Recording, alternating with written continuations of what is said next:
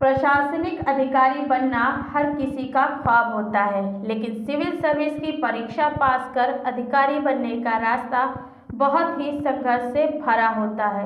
ये संघर्ष बहुत कम हो जाता है यदि हमें कोई मार्ग दिखाने वाला हो। प्रतियोगी छात्राओं को सीतापुर जैसे नगर में सही मार्ग निर्देशन मिल सके, इसके लिए आरएमपी डिग्री कॉलेज के प्राचार्य डॉक्टर जयवीर सिंह की प्रेरणा से कॉलेज की एक समिति ने प्रतियोगी छात्रों के प्रबोधन हेतु एक वर्कशॉप का आयोजन किया, जिसमें पीपीएस अधिकारी सीतापुर जनपद के अपर पुलिस अधीक्षक डॉक्टर राजीव दीक्षित ने छात्रों को बहुत सारगर्भित जानकारियां दी। डॉक्टर राजीव दीक्षित आज अधिकारी कम एक शिक्षक ज़्यादा नजर आए। उनके सुझावों को छात्रों ने बहुत अमूल्य बताया।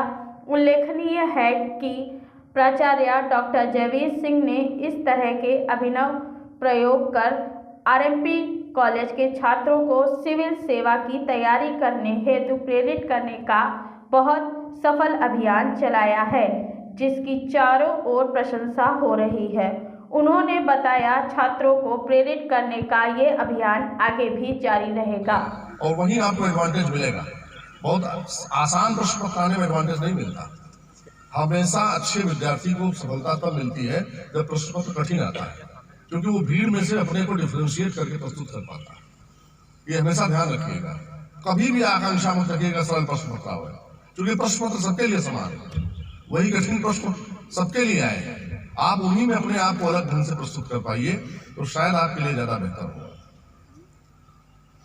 एक समाचार पत्र जिस भाषा पर आपकी पकड़ हो, जिसमें आप अपने को सर्वश्रेष्ठ रूप से व्यक्त कर सकते हो, वह समाचार पत्र आप पढ़ें। पढ़ते समय संपादकीय और उसके मुख्य लेख जरूर पढ़े जाएं। एक डायरी मेंटेन करिए जिसमें उसका सारांश रजिस्ट है, ताकि वो आप विषय वस्तु आपकी अपनी हो जाए।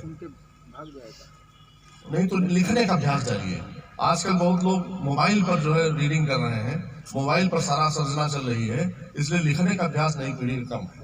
हम लोगों को इमला उमला बहुत लिखाई जाती थी इसीलिए, और लिख नहीं पा रहे लोग। 3 घंटे के प्रश्न पत्र जितना लिखना होता है उतना लिख नहीं पाते। तो आप लिखिए, खूब लिखने का अभ्यास डालिए। कोई विषय ले लीजिए, एक कोई जैसे अमेरिका के शपथ ग्रहण जो बाइडन और उनका कमला हैरिस का हुआ है, आप इसी में लिख डालिए 3-4 पेज। कमला हैरिस की वंशावली पूरी लिख मारिए। जो बाइडन का लड़े थे इससे पहले कौन सी खासियत, जो बाइडन सबसे ज्यादा उम्र के हैं, कमला हैरिस पहली महिला अमेरिकी उपराष्ट्रपति हैं, कमला हैरिस का ताल्लुक यहाँ से है, वो सब लेकर के समुच्चय बना करके आप लिख डालिए। वो सामग्री भी आपकी हो जाएगी और आपकी गति भी बनेगी। किसी विषय पर, किसान बिल है, लिख डालिए 5-6 पेज। पक्ष में सोचिए, विपक्ष में सोचिए, खुद सोचिए, एक किसान की मानसिकता से सोचिए।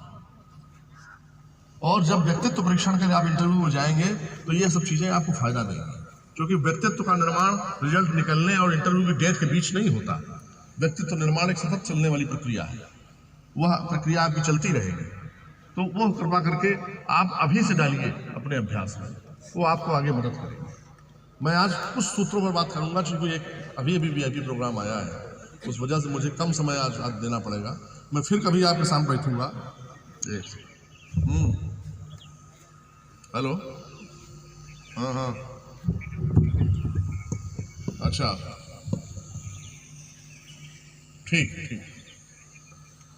बच्चों को कोई क्वेश्चन या क्वेरी हो, एक सेकंड में, और 10 मिनट। दूसरा ये है कि जब कभी असफलता मिले, कभी कोई बात ऐसी लगे कि हमने बड़ा अच्छा पेपर दिया। ये जो आज का कार्यक्रम है, विशेषकर PCS IAS को तैयारी में ध्यान रख करके एक महाविद्यालय की एक समिति बनी है प्रतियोगी छात्रों के लिए।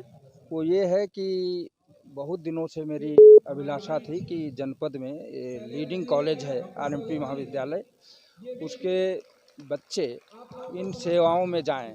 उनकी प्रेरणा नहीं मिलती कि ग्रामीण क्षेत्र के जो विद्यार्थी हैं विशेषकर उनके लिए एक जिज्ञासा जागृत हो और उनके अंदर एक मनोबल आए कि हम भी PCS IAS बन सकते हैं।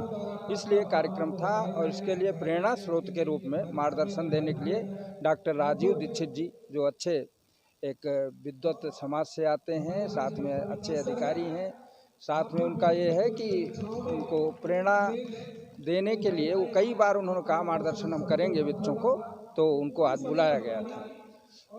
हम सभी के लिए कहते हैं कि अपने कार्य को, जो प्राध्यापक हैं, प्राचार्य हैं, शिक्षाविद हैं, यदि गंभीरता से लेते हैं और उनके मन में आकांक्षा है देश के हित में, समाज के हित में, हमारे बच्चे इन सेवाओं में जाएं और एक उनका अच्छा मनोबल ऊंचा रहे, इसके लिए ऐसे कार्यक्रमों की बराबर आवश्यकता है। सभी के लिए प्रेरणास्पद ये कार्यक्रम रहा है। मैं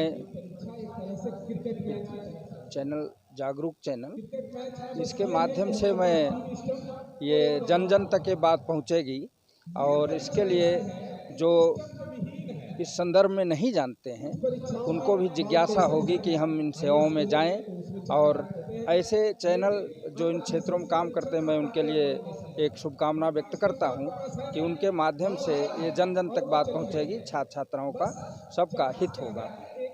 थैंक यू।